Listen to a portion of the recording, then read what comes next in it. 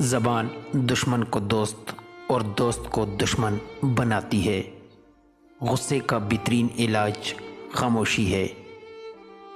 آہستہ بولنا، نیچے نگاہ رکھنا اور درمیانہ چال سے چلنا ایمان کی نشانی ہے۔ اگر آنکھیں روشن ہو تو ہر روز روز عشر ہے۔ زبان کی لغزش قدموں کی لغزش سے زیادہ خطرناک ہے۔ جب لوگوں کو اچھا کام کرتے دیکھو تو ان کے ساتھ شامل ہو جاؤ۔ ضمیر کی عدالت دنیا کی سب سے بڑی عدالت ہے۔ کسی غلطی کا اعتراف کر لینا غلطی نہ کرنے کی مانند ہے۔ بعض اوقات مجرم کو معاف کر دینا مجرم کو زیادہ خطرناک بنا دیتا ہے۔ کسی سے امید مت رکھ مگر اپنے اللہ سے، اور کسی سے مت ڈر مگر اپنے گناہ سے۔ تلوار کا وار جسم کو زخمی کر دیتا ہے اور بری بات روح کو زخمی کر دیتی ہے۔ حقیر سے حقیر پیشہ ہاتھ پلانے سے بدرجہ بہتر ہے۔ ہر وہ کام دنیاوی ہے جس سے آخرت مقصود نہ ہو۔ تعجب ہے اس شخص پر جو موت کو برحق جانتا ہے اور پھر ہنستا ہے۔ نعمت کا نامناسب جگہ خرچ کیا جانا ناشکری ہے۔ حاجت مند غرباء کا تمہارے پاس آنا اللہ تعالیٰ کا انعام ہے۔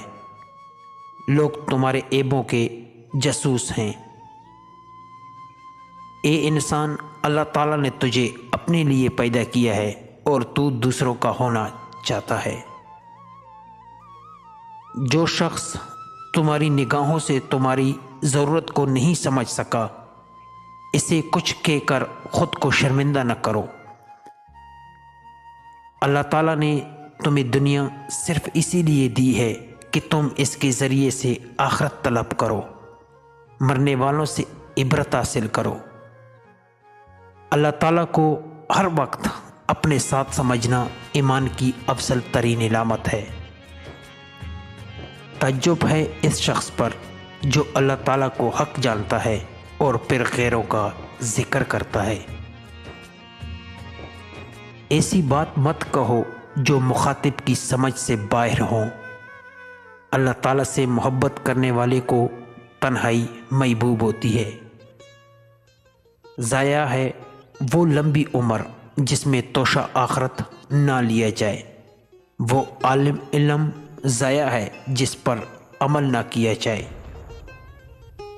جو شخص خود اپنے کپڑے دھو لیتا ہے اور اس میں پیوند لگا لیتا ہے، وہ شخص غرور و تکبر سے بری ہے۔ جب کوئی نعمتوں سے بیراور ہوتا ہے تو اس کے حاصل پیدا ہو جاتے ہیں۔ واضح ہو کہ اللہ تعالیٰ نے حکمرانوں کو اس بات کی تاکید فرمائی ہے کہ عوام کی دیکھ بھال کریں، اور اس بات کی تاکید نہیں فرمائی کہ عوام سے ٹیکس وصول کریں۔